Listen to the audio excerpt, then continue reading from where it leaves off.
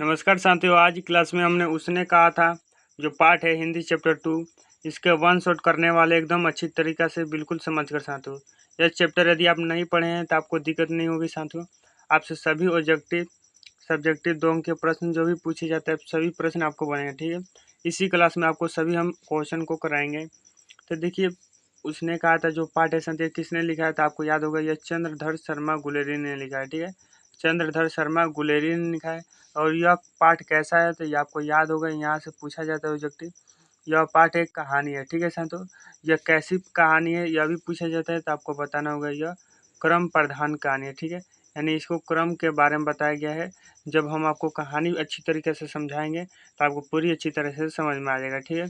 तो देखिए, लेखक कौन है तो चंद्रधर शर्मा गुलेरी जी है। इनका जन्म आपसे पूछा जाता है 7 जुलाई 1883। याद रखना है, 7 जुलाई 1883 को किसका जन्म हुआ था तो उसने कहा था, यानी चंद्रधर शर्मा गुलेरी का जन्म हुआ था, ठीक है साहब। तो इनका निधन कब हुआ था तो 12 सितंबर 1922 को इनका क्या हुआ, निधन हुआ था। जन्म 1883, मृत्यु 1922, ठीक है। मृत्यु 1922, ये बातें आपको याद रखना है। जन्म स्थान जयपुर राजस्थान, यह भी पूछा गया है साथियों कि चंद्रधर शर्मा गुलेरी का जन्म कहाँ हुआ था तो जयपुर राजस्थान। और ये मूल निवास कहाँ के थे तो गुलेर नामक ग्राम, जिला कांगड़ा, हिमाचल प्रदेश के, ठीक है साथियों। तो देखिए, यहाँ से पूछा जाता है यह कहाँ के मूल निवास थे तो गुलेर नामक जगह के, ठीक है साथियों। इनका जन्म कहाँ हुआ था तो जयपुर राजस्थान। इनका जन्म कब हुआ था 1883 में। इनका मृत्यु कब हुआ था तो 1922 में। इनका जन्म कहाँ हुआ था राजस्थान में, ठीक है, जयपुर राजस्थान में। इतनी बातें आपके ऑब्जेक्टिव में पूछी जाती है, ठीक है साथियों। अब देखिए, इनकी रचनाएं में पहली रचना हम कहानी के बारे में बताते हैं। तो इनकी 3 कहानी आपको याद रखनी। इनकी मतलब क्यों कहानी 3 कहानी है जो पूछा जाता है एग्जाम में।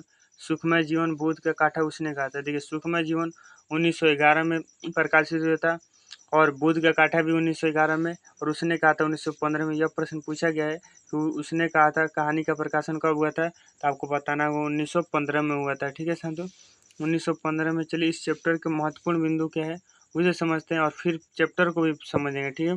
तो देखिए, महत्वपूर्ण बिंदु ये साथियों कि जो लड़का था और लड़की दोनों अमृतसर में रहते थे, ठीक है। और लड़का कहाँ रहता था, अपने मामा के यहाँ रहता था, ठीक है साथियों। लड़का लड़की से पूछता पूछता क्या तेरी कुड़माई हो गई है। यह ऑब्जेक्टिव में पूछा जाता है कि लड़का लड़की से क्या पूछता था तो क्या तेरी कुड़माई हो गई है, ठीक है। लड़की धत कहकर भाग जाती है। और लड़की जब भी लड़का ऐसा पूछता था कि लड़की से कि क्या तेरी कुड़माई होगी तो लड़की साथियों क्या कहकर भाग जाती है तो आपको याद रखना, वह धत कहकर भाग जाती है। प्रश्न ऑब्जेक्टिव में कई बार पूछा भी गया है। अब देखिए साथियों, अब देखिए यहाँ पर ध्यान दीजिए कि 25 वर्ष के बाद लहाना सिंह भारतीय सैनिक में 77 नंबर का सिख जमादार बना, ठीक है। यहाँ से देखिए, यहाँ से पूछा जाए लहाना सिंह कितने नंबर का सिख जमादार था तो आपको बताना होगा 77 नंबर का। कहानी का दूसरा भाग कब शुरू होता है तो 25 वर्ष के बाद, यह भी आपको याद रखना है, ठीक है साथियों। और लहाना सिंह किस पद पर था तो जमादार पद पर था, ठीक है साथियों। और ये सैनिक बन गया था। इतने ऑब्जेक्टिव प्रश्न इस लाइन से बन सकते हैं। अब देता था वह लड़की सूबेदारनी बन गई थी। जो लड़की थी जिससे इसकी मुलाकात हुई थी लड़केपन में, उस समय क्या यह अब सूबेदारनी अब बन गई है। उसके पति जो साथ थी, उसका पति का नाम क्या था, हाजरा सिंह था तथा उसके लड़के का नाम बोधा सिंह था। यहाँ से पूछा जाता है कि सूबेदारनी का पति का नाम क्या था तो हाजरा सिंह, और जो लड़के का नाम क्या था तो बोधा सिंह। जो लड़की थी साथियों जिससे सुलहाना सिंह, मतलब जो बचपन में लड़का जो पूछता था क्या तेरी कुड़माई होगी, उसका विवाह हो गया और एक सूबेदारनी बन गई। सूबेदारनी क्यों बन गई क्योंकि हाजरा सिंह ये क्या था, सूबेदार था, तो उसकी पत्नी सूबेदारनी में, जैसे मास्टर की पत्नी मास्टराइन बन जाती है उसी प्रकार यह सूबेदार की पत्नी सूबेदारनी बन गई, ठीक है साथियों। सूबेदारनी अपने पति और पुत्र की रक्षा के लिए लहाना सिंह से क्या अपने आंचल पसार देते, मतलब आंचल का भीख मिले तो मेरे पुत्र के साथ वो क्या करना, रक्षा करना, ठीक है। अब देखिए, पूरी अच्छी तरीके से अब कहानी को समझते हैं। इस कहानी में आखिर क्या कहा गया है एकदम अच्छी तरीके से, और एक भी ऑब्जेक्टिव प्रश्न आपसे नहीं छूटेगा, ठीक है साथियों। तो देखिए, कहानी का प्रारंभ अमृतसर नगर के चौक बाजार में एक 8 वर्षीय सिख बालिका, देखिए यहाँ से पूछा था लड़की की उम्र कितना था तो 8 वर्ष, एक 12 वर्षीय सिख बालक के बीच छोटे से वार्तालाप से हुआ था। और लड़के का उम्र कितना था तो 12 वर्ष, आपको बताना होगा। यह छोटा सा वार्तालाप से शुरू है, ठीक है। और कहानी कहाँ से प्रारंभ होती है तो कहानी प्रारंभ होती है अमृतसर। दोनों ही बालक बालिका अपने अपने मामा के यहाँ आए थे, ठीक है। और यहाँ से ऑब्जेक्टिव प्रश्न पे लड़का किसके यहाँ रहता था तो मामा के यहाँ, लड़की कहाँ रहता था मामा के यहाँ, ठीक है। बालक और बालिका दोनों सामान खरीदने बाजार गए थे। बालक मुस्कुराकर बालिका से पूछता है क्या तेरी कुड़माई हो गई है। तो देखिए लड़का जो क्या पूछता है लड़की से क्या तेरी कुड़माई हो गई। तो इस पर बालिका कुछ आंखों में चढ़ाकर धत कहकर क्या दौड़ गई। लड़का मुंह देखता रह गया। लड़का क्या साथ मुंह देखता रह भाग गई। तो ठीक है, ये दोनों बालक बालिका एक दूसरे तीसरे दिन एक दूसरे से कभी किसी दुकान पर कभी कहीं टकरा जाते और वही प्रश्न वही उत्तर। ठीक है, मतलब ये जब मन तहाँ कहीं पर मिल जाते थे। लड़का लड़की से बार बार क्या पूछता क्या तेरी कुड़माई हो गई, लड़की क्या वही उत्तर देती क्या धत कहकर भाग जाती। ठीक है साथियों, एक दिन ऐसा हुआ कि बालक ने वही पूछा और बालिका ने उसका उत्तर लड़के की संभावना के विरुद्ध दिया और बोली हाँ हो गई। ठीक है, और लड़की ने एक दिन का मन फिर जाकर लड़का एक दिन पूछा लड़की से क्या तेरी कुड़माई हो गई है। कुड़माई का अर्थ होता है बच्चों सगाई।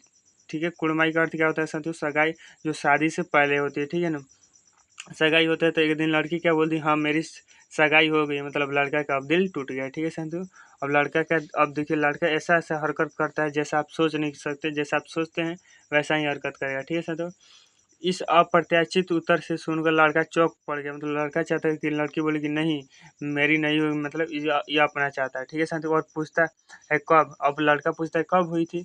जिस जिसके प्रत्युत्तर में लड़की कहती है कल। तो लड़की मतलब लड़की उत्तर देती है क्या कल हो गई है। देखते ही नहीं यह रेशम से कड़ा हुआ सालू मतलब क्या साथियों चादर मिला था उसको, और यह कहकर भाग जाती है और यही कहकर क्या भाग जाती है। अब लड़का गया। ठीक है साथियों, परंतु परंतु लड़के के ऊपर मानो वज्रपात होता है और वह किसी को नाली में ढकेलता है। देखिए अब क्या क्या हरकत करता है, किसी को नाली में ढकेलता है, किसी को छाबड़ी वाले छाबड़ी गिरा देता है, किसी को छाबड़ी जो होता है संदूक खाने में उसको गिरा देता है, किसी कुत्ते को पत्थर मारता है, किसी सब्जी वाले के ठेले से दूध उधेल देता है। देखिए ये सभी हरकत होते हैं जब क्या होता है, जब धोखा मिलता है। ठीक है साथियों, और किसी सामने आती हुई वैष्णवों से टकरा कर गाली खाता है और गाली भी सुनने को मिलती है। कहानी का पहला भाग यही नाटकीय अंग से समाप्त हुआ। ठीक है, और ये कहानी का इस तरह से भाग साथियों क्या होगा समाप्त हो पहल का भाग। ये जो कहानी साथियों कितने भाग से है ऑब्जेक्टिव में पूछा जाता है तो 5 भागों में है। ठीक है साथियों, अब देखिए साथियों अगले अगर हमारा क्या आता है। अब आगे साथियों पैराग्राफ अगला पैराग्राफ है कि एक बालक का नाम माने इस बालक का जो नाम क्या था साथियों लहाना सिंह, और वो यही बालिका बाद में सुबदानी के रूप में हमारे सामने आई। इस घटना में 25 वर्ष के बाद कहानी का दूसरा भाग शुरू हुआ। ठीक है साथियों, हमने बताया था दूसरा भाग कितने वर्ष के बाद शुरू हुआ। एग्जाम में पूछा जाता है 25 वर्ष के बाद शुरू होता है। ठीक है साथियों, एग्जाम में पूछा जाता है कितने वर्ष के बाद, तो 25 वर्ष के बाद आपको बताना होगा। लहाना सिंह युवा हो गया और जर्मनी के विरुद्ध लड़ाई लड़ने सैनिक में भर्ती हो गया और वह 77 राइफल का जमादार। ठीक है साथियों, वो कितने नंबर का था जमादार, 77 नंबर था। वो किसके विरुद्ध लड़ रहा था, तो जर्मनी के विरुद्ध लड़ रहा था। ठीक है साथियों, एक बार 7 दिन की छुट्टी लेकर अपनी जमीन के किसी मुकदमे के पैरवी कराने घर आया था। मतलब जो लहाना सिंह था तो कितने दिन की छुट्टी ले गया था, 7 दिन के लिए, और घर आया था।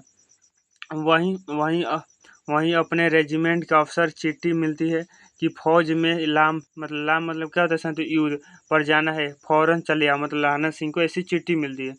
इसी के साथ सेना के सूबेदार हाजरा सिंह भी चिट्ठी मिलती है कि उसे और उसके बेटे बोधा सिंह दोनों को युद्ध पर जाना है, अतः साथ ही चले आए। मतलब लहाना सिंह, बोधा सिंह और हाजरा सिंह, ये तीनों के साथ क्या मिलती है कि आप आइए क्या युद्ध पर जाना है। ठीक है साथियों, युद्ध पर जाना है, इनको चिट्ठी मिलती है। तो तीनों क्या एक ही साथ आते हैं। तो देखिए सूबेदार का गांव रास्ते में पड़ता था।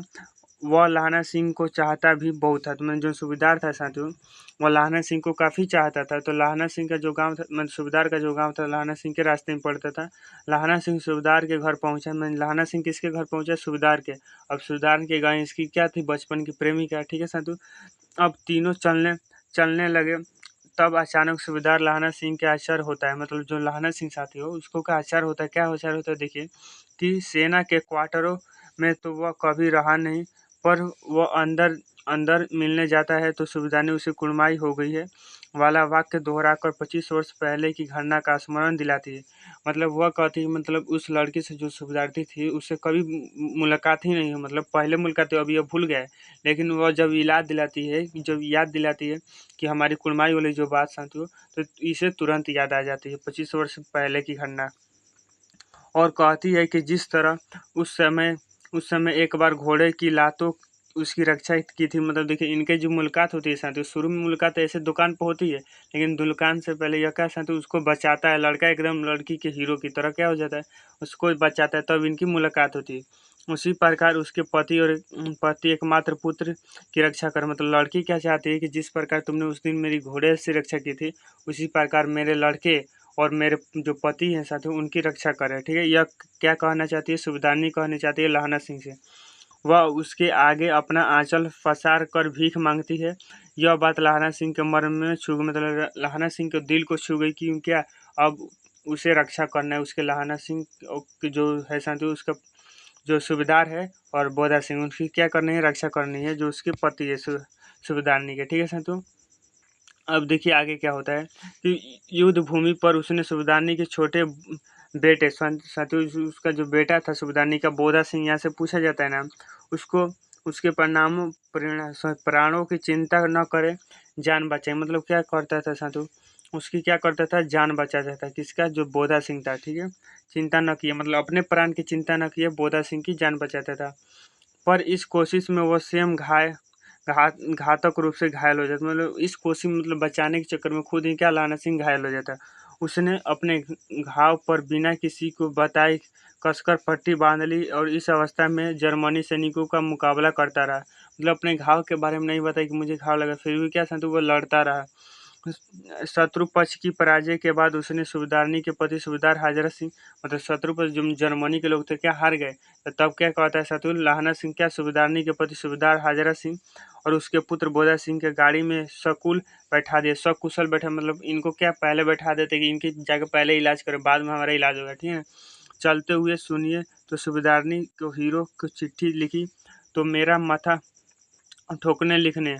ठीक है साथियों, जब घर जाओ तो कह देना कि मुझे से जो उसने कहा था वह मैंने कर दिया। मतलब यह क्या कहना चाहता है साथियों, यह सूबेदार हाजरा सिंह से कहना चाहता है कि जो सूबेदारनी ने कहा था कि मेरे बेटे और पति की रक्षा करना, वह काम मैंने कर दिया है, यह जाके कह देना। किस लिए, सूबेदारनी से, यह कहना चाहता है लहाना सिंह। ठीक है साथियों, सूबेदार पूछता रह गया कि उसने क्या कहा था, मतलब सूबेदार यह नहीं जानता था उसने क्या कहा था। गाड़ी चली गई, बाद में उसने वजीरा से पानी मांगा और मकर क्या लिखा है संतु, कमरबंद। ठीक है संतु, लिखा गया है कमरबंद खोलने को कहा क्योंकि खून बह रहा था। कमरबंद खोलने को कहा संतु क्योंकि खून से तर था। मृत्यु निकट होने पर जीवन की सारी घटनाएं चलचित्र के समान घूमती है। मतलब देखिए मृत्यु जब निकट आ जाए, जब आप मरने वाले होते हैं, तो जो सारी घटनाएं आप जीवन में किए होंगे वो सब एक चलचित्र मतलब फिल्म की तरफ से जो आपके सामने क्या होंगे, चलेंगे। ठीक है, अंतिम वाक्य में उसने मुंह से निकला कि उसने कहा था, उसने क्या कहा था, तो उसने कहा था कि मेरे पति और पुत्र की क्या करना है, रक्षा करना है, यही कहा था उसने। ठीक है साथियों, इसलिए इस चैप्टर का भी नाम क्या है, उसने कहा था।